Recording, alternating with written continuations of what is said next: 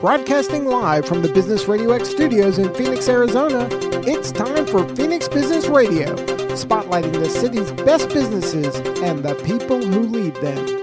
Hello and welcome to Phoenix Business Radio, broadcasting live from the Max 6 Entrepreneurial Work Center right here in Tempe, Arizona, where we help business and connect you with the right people. I'm excited to be back with two very fascinating professionals, fun and great people. We have Peter Adams back in the studio today. Thanks for coming. Absolutely. Thanks for having me again. Absolutely. And Dr. Tricia Groff, happy to have you back again. My pleasure. We had so much fun the last time we were together. We thought we'd do a part two. And truth be told, we had to cut out some of that episode because the sound got really wonky. So I'm like, listen, we got to fix this. Let's have you back in for a part two. So for those of you that are listening to this conversation for the first time, I encourage you to go back and listen to the first interview we did. You don't have to do it in order. Stay with us for this one. But the other conversation was very rich as well. So we talked about your book. We talked about just the dynamic and the relationship, the business relationship that you two have together and the friendship that's been formed, in addition to some of the challenges that you help clients with and the way in which your business has grown. So a great recap. But for the listeners who are with us for the first time, before we start talking about executive leadership and some of the challenges that we have there, if you'd each introduce yourselves and tell us what you do for a living, how you serve people, and then we'll jump into the meat of the conversation. I'm looking at Peter, if he doesn't mind starting first. I'm Peter Adams. I'm the founder of Soul Meaning Development. We do consulting for small businesses. We do our best to help keep them out of the news and not become the next Colonial Pipeline. So we focus a lot on security and just making sure things are ready to go. Important work. Thanks for the introduction. Tricia, how about you? Dr. Tricia Groff. I do executive coaching for founders and CEOs of organizations. I work with their leadership teams to help them be cohesive and effective. And then I also provide team building retreats and workshops. Yeah, it's a lot of fun. Fun. That's excellent. And I noticed an accent last time we were here. Is there a little bit of, you're not originally from Arizona? I'm from Pennsylvania. I have a weird habit of picking up the speech of people around me without trying. So Me too. Yes. You too? Yep. Yeah. I didn't know that about you. I've never noticed that, but I noticed that a couple of times. I am the same way. Oh, and it's just weird when I'm not trying. And so I'm fine with it now, but I remember being in South Carolina and after a week, I started talking and it felt, from the outside, it could have looked like I was trying to do that. And so it's occasionally I hear it coming through my speech. I'm like, that wasn't Tricia. That was somebody Right. else. I feel like my concern has always been that someone might feel like I'm disingenuous. Right, I don't know how to pronounce that word. And it's never meant that way. I just absorb so much of people. Yeah. So same thing. And people will say to me, even within a 2-minute conversation, they'll say, "Are you from Wisconsin or Canada?" No, I grew up in Northern California. I'm in Arizona. Now, I was married to somebody from the Midwest for a long time, but no, it's fascinating. So maybe it is I'm hearing a little, because Pennsylvanians, they have a little bit of a different dialect. There's a little bit, yeah. I mean, there's a few people from Pennsylvania in here. But yeah, I call it being a social chameleon. I love that. It's just really easy to fit in and I used it largely as a means of just I would move to a lot of new areas and I wouldn't know anybody, so it was an easy way to not look like I was a tourist. Connect, yeah, I love it. Mostly not look like a tourist. So nerdy fact on that is probably related, but if any of the listeners want to research this, they should, to something called mirror neurons. And mirror neurons is it's in our brain, and it's one of the building blocks of empathy. It allows us to feel what other people are feeling, to really tune in, so to speak, with what is happening with them. And what I suspect is that people with a lot of mirror neurons that are good at tuning in and feeling empathy, feeling what other people are feeling, probably will also be more likely to pick up on speech and actions of other people.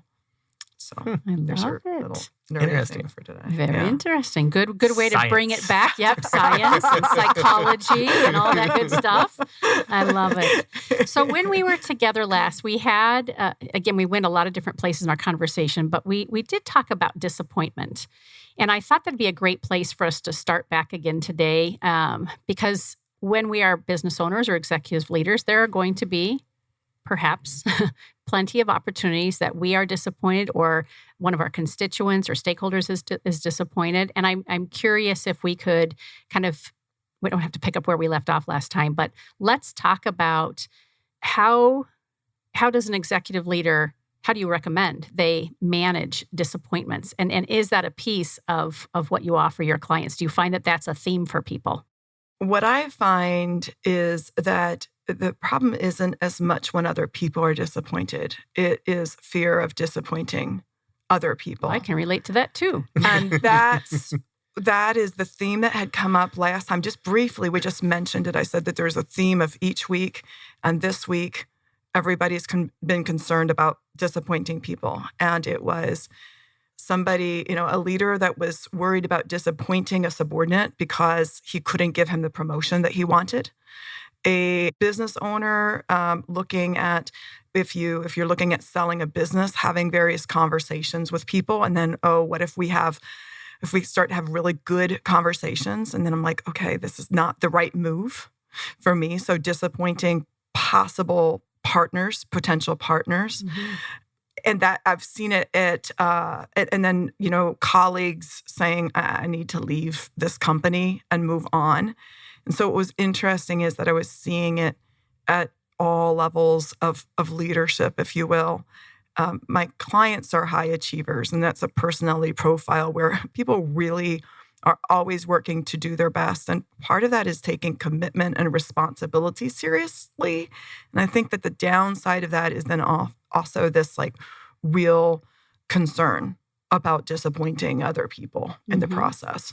And we fit into that bundle too. If the conversation continued beyond the studio walls for you and Peter, Daryl and I, our producer, we were disappointed that we had quality sound issues towards the end of the first session. And I reached out and I was like, oh my gosh, I'm so sorry. And you're like, hey, it's perfect. It fits in with the conversation that we had earlier. So, but it was devastating for us because as a high achiever and a leader, I don't like making mistakes. Right? Exactly. And I saw that in your first line of your email. You said, this is hard for me to write or something like that. And I think it's just that when we're trying to do our best for other people, there's that, it hits us hard when we're worried about letting people down. How do you help people navigate that? Well, normally there's a couple things that I talk about, and then I'm going to hold my own feet to the fire. One of the things is that at any point in life, if you're making decisions that are true for you or your organization, you're going to disappoint people. And this sounds like, the fluff level where it's like, well, you can't please everybody. That's really true. But truly, that becomes hard when there's people that, customers, colleagues, family that you genuinely care about, and they're really great people. And you might need to make some decisions that might disappoint people. Mm-hmm. And so usually I bring people back to, what are the goals for your organization, or what are the goals for your family? What are the baseline priorities so that there's some kind of foundation for the decision making? Mm-hmm. And then the other part that I talk to people about is that you can disappoint people and still show dignity and kindness. You can say no with compassion.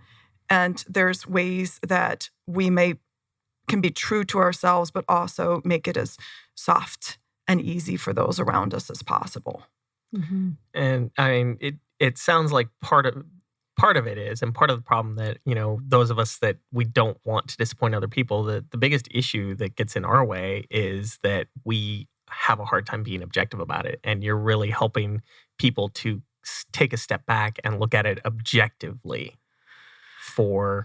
and not necessarily try to take the emotion out of it, but at least look at the more quantitative aspects of it. And, what is going to work for them. Well, accurate? Yeah. And it's interesting because that's what I ended up doing for myself. We had a little after conversation after the last show about disappointing people.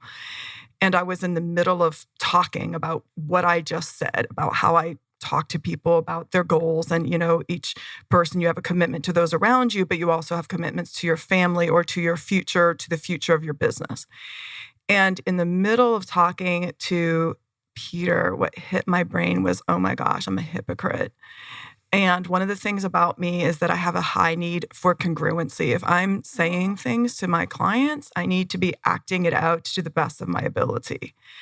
What had been going on in the background that I didn't even register as disappointment is that I have opportunities to explore new things in business. I do want to do more retreats because I love that. Strategy retreats, having groups of people in the room and feeling the energy and being able to help in that way excites me. And in order to pursue some of those opportunities, I will need to reshuffle some hours, reshuffle some offerings, reshuffle some prices. And I didn't realize I've been so focused on being grateful for my clients and loyal to my clients and not wanting to change the game and just giving them the best, that I didn't realize that there was a piece of this where I needed to think, where am I going? And some things will need to change. And that part of the reason that I'm not making changes is that I don't want to disappoint people. Bing. Yeah, it was like in my face. And then again, that congruency, I'm like, whenever I see it, I'm like, well, I can't say this to other people if I'm not willing to do it myself. And so that objectivity that you mentioned, what was interesting is that I started to thinking to myself, well, Tricia, how long? Like what your internal commitment to people? Let's suppose that there's a client that I'm committed to. Does the commitment mean 10 years, 20 years, 40 years, 50 years? Am I going to be like 95 years old going, I don't want to disappoint my client? And so it came from a good place. But when I started mapping out, like, what am I saying? What am I avoiding? What am I avoiding? Like, what am I saying? Anyway, go on with you, chime in. But it was a real big in the moment where I didn't realize my own stumbling block was that out of loyalty and commitment, I was avoiding upsetting people. And I think that that's a very common thing with all business owners.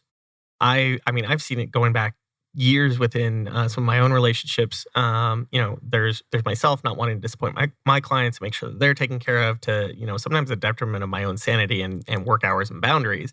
But also, there's someone I know really well through my membership in the Tempe Chamber. And I remember we were at a mastermind group together, and she was talking about, I really need to raise my prices. My costs have gone up. All these things have happened. And she just kept trying to avoid doing it because she's like, I don't want to run off my customers. Some of them are really price conscious. And a lot of the feedback what she got was, you need to do it. The people that really like you are going to stay with you. The ones that go away, by and large, they're really the ones that maybe needed to. And there's nothing wrong with that. If you need to do something, and this was the advice that, coming from the outside, we were giving her, was that same thing. If you need to do something for the longevity and vitality of your own business and your sanity in your life, you shouldn't feel bad about doing that.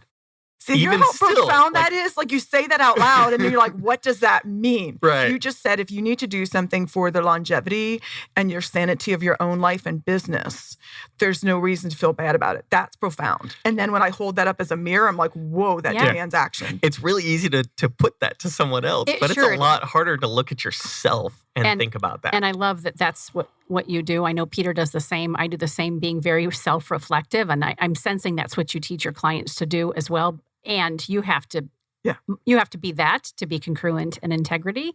The thing that I'm listening to as you two are both chatting is, and I love that you use the word longevity, because before you use that word, I was thinking, when I put disappointment into context in my life, when I am afraid that I'm going to disappoint someone, whether it's personal or professional, when I can wrap my brain around how short-term that feeling of disappointment truly can be, in comparison then to the growth or the expansion of the relationship or the business opportunity, the longevity, as you put it, that helps to put it in perspective as well, to go, okay, listen, is it worth holding off on this decision to raise your prices for what, 6 months, 2 years, 3 years, 4 years, because you don't want to feel uncomfortable or that you're going to disappoint people, and the discomfort about that for the 5, 10 minutes, 2 days that you're there, versus, what's it going to feel like when you have those new set of clients at that rate and you're able to pay your bills more comfortably and you're able to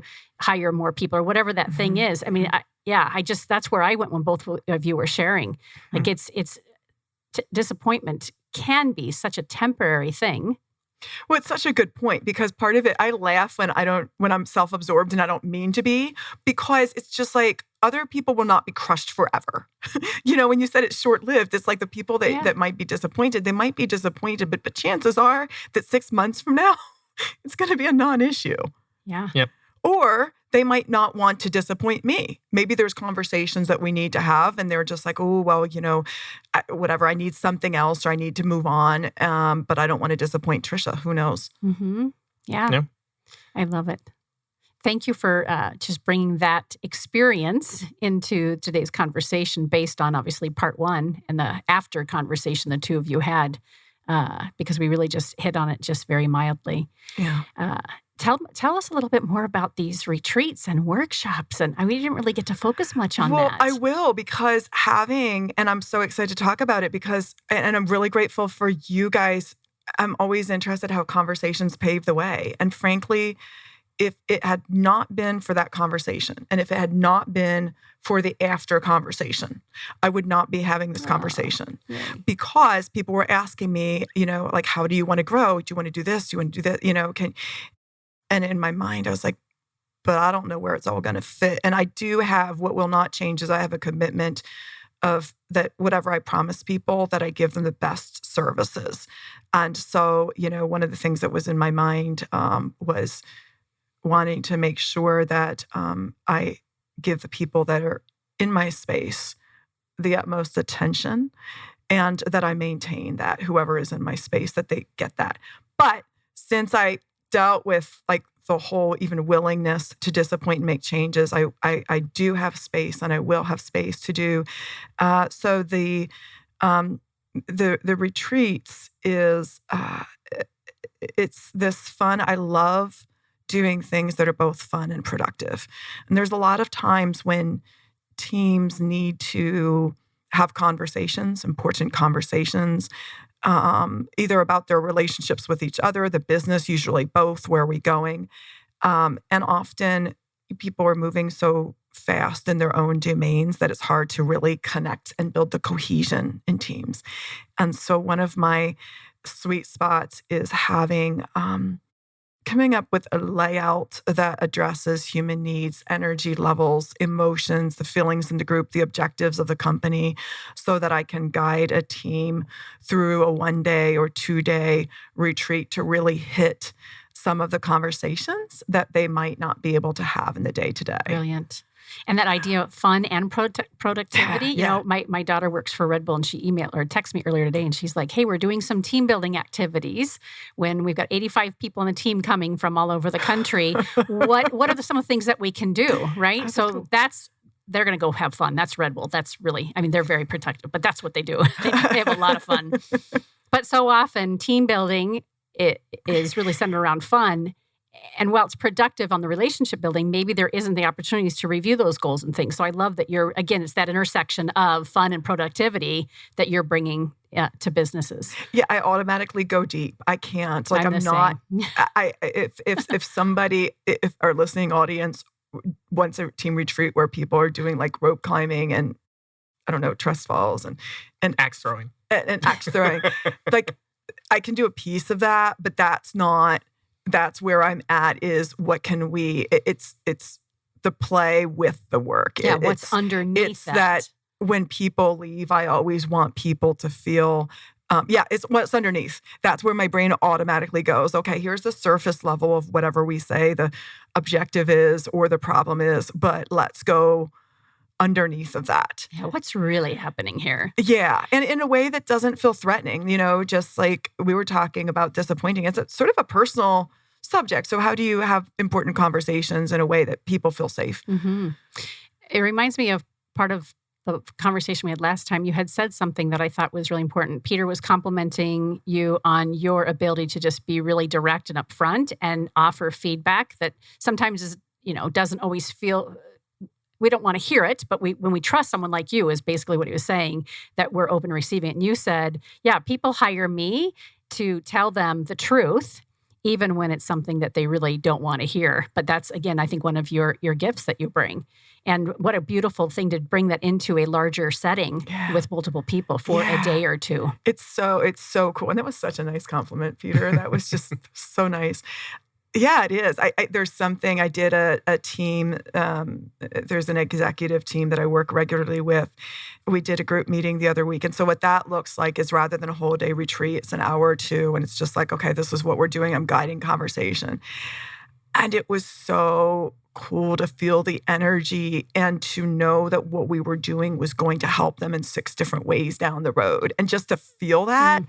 And then afterwards, I at the end of the day, I guess we all want to make a difference. I want to know that what I'm doing makes a difference. And so I just found that really fulfilling to be able to have us engage in the kind of conversation that would help them develop as a company and help them have more sanity and their employees to have more sanity. So sanity can be good for business owners. It can. Right? I mean, seriously, right? And you offer that in your business. I know that as it relates to technology specifically, right? Yeah. I mean, you're a sanity saver. He is. Well, like 100%. If I call Peter, it's just like, Tricia, you can go insane with this and you can spend hours trying to figure this out, or you can reach out to Peter. Take your pick. And I reach out to Peter. Smart. I know.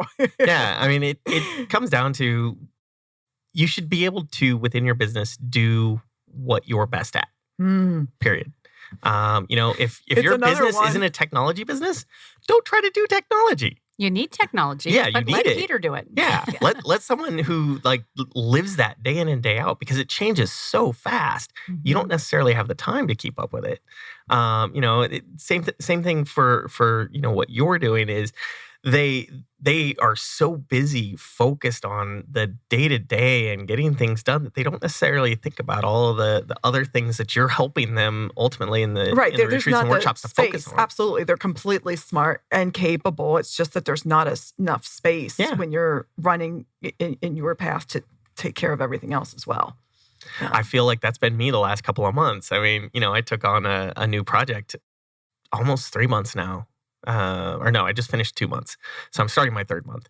And it has just eaten up all of my time because it's actually been really fun. It's fascinating because it's new stuff that I haven't necessarily worked as much in. It's all things that I'm familiar with, but it's very new and it's just fascinating and so much fun. And so it's very easy for me to dive into that, but go, wait, I still have these other projects that I do have to work on. and it's that, not wanting to disappoint, but it means that, I had, even the last few weeks, there's been a lot of time where I've sat at the computer way longer than I should have, sat and worked way later. And it's like, I think my 2-year-old wants to see me. But you know what? What's interesting about that is that when I analyze myself with that, it directs my business. And then that's where the disappointing comes in. Because when I'm doing something, I'm like, this is fun. I'm growing. This is new. This is good. Then I start evaluating, okay, what am I doing? Where am I at? And the difference between what I can do and what I'm good at doing or excellent at doing versus what lights me up. And so that's been some hard conversations inside of myself, because when I catch myself what you're doing, like where I'm just like, I would do this for free. For me, that's like, okay, this is where the business is going. Yeah. I mean, it comes down to really wanting to do what you're passionate about. The projects that I have, I mean, they're fantastic. I've had, one of them is a 7, almost 8-year client. I love working on their stuff. I love working with them. and what they're doing, and their project taught me a lot. But I've now implemented that same general type of technology across a handful of projects now, and I'm like, okay, this is really easy. This is not as fascinating anymore. And then here comes this new project. I'm like, wow, this is neat. Hey, I wonder if I can get it to do this. Oh, I wonder about this. How about this? And now there's this different stuff, and I'm just it consumes me, because then I'm having to do all this research on the tech and the different things involved. But I enjoy it. Yeah. And for me, especially, I've always approached my work with the opinion that if you have to do something for a third of your life, you better enjoy it. Yeah. You have to enjoy it. Or what's the point? Amen to that. I don't, my facial or my voice, I'm so glad you said that. And I really have no idea how we got from disappointment to here. But when I hear people that are just unhappy in their professional life, it makes me sad. And I know it's out there because it's so prevalent. Yeah. It's like that's so much of your life. And by contrast, when I say to people, do you like what you do? And people are like, oh, I love it. It makes me personally, back to those mirror neurons and empathy and all the geeky stuff. But the bottom line is that I want people to be happy. And so when people are happy with what they do, it makes me feel so good. But yeah, when you said it's prevalent, it just seems that there's a lot of people that are trying to make it through. Yeah. I mean, a lot of people get forced into maybe a career path because of external pressures and things like that. And maybe it wasn't what they wanted initially. And I mean, it's disappointing, but it gets to a point where it's hard to make a change. If you've been doing that for 5 or 10 or 15 years, and you've accumulated some aspect, whether it's a lifestyle or whatever, it becomes extremely difficult to change that path. I remember before I moved out to Arizona, I remember going through a phase where I had gone through a series of different companies, and it fed into my decision to move out to Arizona was because I'd worked for one company, and it was a year, and they were known as just a churn and burn shop. You'd come in, you'd do some stuff, and then be like, okay, you're just shy of a 1 year, and we don't want to give you a discount on our cool products, so you're out. And they'd lay off a whole bunch of people. And then the next one, it was just a lot of this. It was there, and I was just a body, and I wasn't enjoying it. I wasn't having fun, and I kind of started looking at it, like, how do I make a change? Like, I don't know if I'm supposed to be doing programming anymore, and I wasn't enjoying it. And ultimately, I mean, obviously I stayed in it. And it came down to, I had to have a change of scenery. I had to go and find somewhere different, someplace different.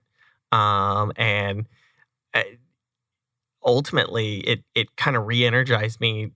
When I moved out here, I had picked up a contract job, and I worked that contract job for, through the time that I had. And I moved out here with the intent of, I'm going to start doing my own thing. I can't keep doing this for these gigantic companies that just don't care. And it's not every company. And I know that. It's just, I had a long string of several that they didn't care. I was a number. They didn't want me here. They didn't care about the fact, a big reason for me with one of them, I had one of my dogs needed knee surgery, and I couldn't go into the office. I needed to be able to work from home. I was a contractor. My entire team wasn't even here. They were in North Carolina. And I just remember going, I need to work from home. And they're like, well, we have a meeting at 9 a.m. I'm like, fine, I'll get on at 6 a.m. I don't care. Like, I need to be involved here. And they just didn't care. They didn't care that I had a dog who couldn't get around. I couldn't leave him at home. And I'd had him for, at that point, he was 4 years old. So I would have had him for about 4 years at that point. And I'm just like, this is my buddy. This is my kid, essentially. Like, I'm not. That doesn't sound like a huge request either, right? Hey, I'm going to be there, but this is how I'm going to have to show up because I have to do it from home. It's fascinating to me that leaders, not all of them, but many can lose sight of the humanity and the compassion and respect for, again, their stakeholders, and in this case, employees. Well, you know what? It's what you said reminded me of, there was something that we discussed. I'm not sure if it made it into the tape version last time, but it was about sort of the cheap ways that people, or the simple ways that people can build culture. And it's that, it's that caring. And I'm going to say something that might take out some clients right now. I screen people before I decide to work with them. I'm just going to own that. I talk to people. It's always fit for them. It's always fit for them because they need to like me. But the other part is I talk about like, okay, what's your leadership philosophy? How are you running the company? I get a beat because it's the kind of thing where there's organizations that want someone to, let's say, help with team cohesion or culture building or something like that. Well, if they're not willing to do something small, like let you work remotely to take your dog to a surgery, then I am completely wasting their time and mine, because what we see is that surface level attempt at fixing something that's really, really deep. And go ahead. It really took the pandemic for a lot of companies Sure to realize that, remote work can still people are still productive. And we've seen that now in the last year and a half. And there have been a lot of companies now that have been like, okay, you don't need to come in every day. That's fine. There are still, certain job activities and things like that you have to, but by and large, it's not that big a deal. I think the other gift that pandemic brought us, not only that, this realization that, wow, people can show up and be effective and do their work remotely, but also we're all human. Yes. And we have the cat or dog sitting in our lap. Yes. We have the kid crying in the background, or we have the kid that shows up in the interview on the BBC. Yes. Right? Exactly.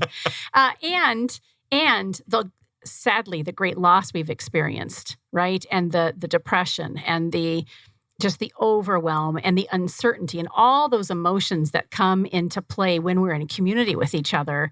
I think that's why when we look to people like you, Dr. Tricia, who can help people navigate that, I believe I've seen more and more leaders are saying, I've got to find myself a Dr. Tricia Groff because I don't have the skill set to help people. But now, I haven't been aware of it before, but now I realize, gosh, that time that I told Peter that he couldn't, he couldn't work remotely. That probably was not very smart, and how do I up level the way I show up as a leader so that that we're all in this together. So I think the time is right for you, not only to continue, offering your services to the high achievers that you work with, but also the idea of these retreats and these workshops for people to help guide them. Because if that's not their wheelhouse, if that's not their skill set as a leader, how great that you can help them go deep, go below the surface and start bringing these things into their culture and into their conversations. Well, and it's very teachable. And I have people that are really hard on themselves because they're high achievers and they're like, I should be, good with this. But it's very teachable. One of my people last week said, I think that I have a problem praising other people, and I think that I need to work on that. I love that. And here's the thing: it's not in his personal wheelhouse. It's not comfortable. It's not familiar, and it's not because he's a mean person. He's fantastic. What happens is that his brain is very focused on what he's doing, so he forgets. And so we're just building a little system to build that into his habit pattern, but it's not because he's a bad person. It's just because he's very focused on guiding the company and the survival of the company. And he forgets to say, some of the simple things that make people feel good. I remember, I think it was maybe last week or might have even been a few weeks ago, but it was since the show. I remember getting the email of your blog about being able to take a compliment. I'm like, ooh, this feels focused on me. Okay. So I don't think it was, but I read it because my wife has made multiple comments. She's like, why can't you just take a compliment? I'm like, I'm sorry, I don't know. Okay, you know what? Let's have some fun here. So it was an article that I wrote that was disseminated through some media outlets. And it was, the title was, Can't Take a Compliment, You're Damaging Your Credibility. I softened that from you're killing your credibility. So, Peter, what was your takeaway? What do I think about people not being able to take compliments? How's that for hot seat? Oh dear. Or what was your takeaway? We can be gentler maybe for a second. I think that it's maybe that people who can't take a compliment either don't necessarily keep themselves in a high regard. That was kind of how I guess I looked at it to a certain extent. But yeah, it was just even just reading the headline, I was like, oh, this is not pretty good. I'll send it to you. I probably shouldn't forward this to my wife because she will probably be like, yes, what is wrong with you? Okay, so here's the nutshell on taking compliments. So yes, a lot of times people, it's because maybe they don't hold themselves in high regard, or they are worried about coming across as being all of that, or humble, or it's just uncomfortable. The problem is, I will really condense this because it's I wrote a whole article about it. So the problem is that if I'm your friend and I'm like, hey, Peter, this means a lot. This I love that you are so responsive to my emails. Thank you. And you're like, whatever, it's nothing. You know what? I'm sure that anybody else could do that better than me, blah, blah, blah, et cetera. Well, I was trying to give you a gift. And so you just like pushed my hand away. And I'm a nice person, so I might just feel a little bit rejected or sad. But if I'm a toxic person, then instantly it's a strategy play. Now, if I'm a toxic person, I give a compliment, somebody pushes away, I know that person's vulnerable. I know they struggle with self-esteem, and I'm going to use that and twist it against them. Yeah. And so from a very personal perspective, it's trying to accept the gift that somebody gives you. But from a politically savvy perspective, depending on the other players, you show a weakness without even trying. Interesting. Yeah. Yeah. And like the other skill sets we've been talking about, it's a learnable skill. Oh, absolutely. Yeah. I mean, you don't have to be like, if no matter how awkward it is, you can just say, thank you. I appreciate it. Yeah. We're done. I love it. Okay. I'm done. Problem solved. Yeah. done with that. Done with that soapbox. But you know what? That's fun. One other thing I was talking to, it was interesting to hear somebody's first hand account when I was explaining this article, because he said, yeah, I have this friend that is truly gifted. And when I compliment him, it just turns into this conversation that's really awkward and uncomfortable. And he didn't have all my language. He's like, it's just weird. Makes me feel weird. So, and that wasn't his point. His point was to support his friend, not to have a whole awkward conversation that makes him feel weird. But it went awkward. Yeah. So. We are just about out of time, if you can imagine that. But so before we close out, I'm going to grab the book again for those of us watching on video. Tricia Groff, Relational Genius, The High Achiever's Guide to Soft Skill Confidence and in Leadership in Life. Give us a little summary of the book, and then I've got a question about it as well. Okay. It's on Amazon and Barnes & Nobles. Please, people, I know the high achievers really won't listen, but please look at the table of contents and pick out the parts that are applicable to you. If you're a leader, there's leadership application points in every section. I wrote it to be a resource so that you don't have to be overwhelmed by having another should and another book on your shelf to read through. So pick where you need it, go to that chapter, get absorbed. I remember Peter speaking to very that a relevant little bit, but it's for more some of a people. reference. Like some things people will go, oh my gosh, this is exactly what I need to read. And then other things that will be like, not so much. But that other thing, if they know that it exists, may be more salient later in time. Love it. Yes, it's not a start to front cover to back cover unless you're that kind of a reader. You could really use it as a resource. I think that's fantastic. And oh yeah, I have my little... You signed it for me. Thank you. I feel like, I know what it was. You had a dedication in here, and I was curious about Dr. Al Forsyth, I hope I'm saying that correctly, who taught me that I didn't have to choose between being smart and having fun. Can you speak to who Dr. Forsyth is and how he was so graced with the opportunity to be who you dedicated the book to? I can. I'm going to edit myself a little bit so that we're not here for hours. How much time do I have? Am I doing a 2-sentence answer or not, or a 5-sentence? You got several minutes. Okay. So Al Forsyth was a teacher and mentor of mine. I met him, I believe, in my undergraduate program in college. And there were two things that was going on at that time. The one was that I didn't have parental support in going to college. And so I was navigating the academic system on my own. And when I say support, they were anti-college. And so I was trying to figure out how to navigate college. And then the other is that there were messages around me that in order to be a professional and to be taken seriously, you had to act very serious. And so I had gotten so many messages over time of being quieter, being more boring, being more generic, and that's hard if you're a high achiever and you really want to succeed. And at that time, definitely to please people and to come across well, et cetera, et cetera. And Al Forsyth, first of all, in terms of the encouragement and not feeling alone, wrote a letter to some of his students at the end of the semester. And he wrote several letters to me saying, hey, this is what I see in you. That was powerful. And then the other thing is that he's objectively brilliant. He was a provost, I believe, at a university. He's done lots of research, highly verbal and mathematical, which is unusual, just, to have that holistic type of intelligence. And he would come skipping down the hall, carrying small, soft, fluffy ducks on the way to class because he would take statistics and he would make it into a show with ducks. And like one time we were taking an exam and he's like, okay, so we're going to do an analysis and I'm going to give you some of you Smartie candies, the Smartie rolls, and some of you Dum Drops, and then we're going to do a correlation between the candy you ate and your exactly.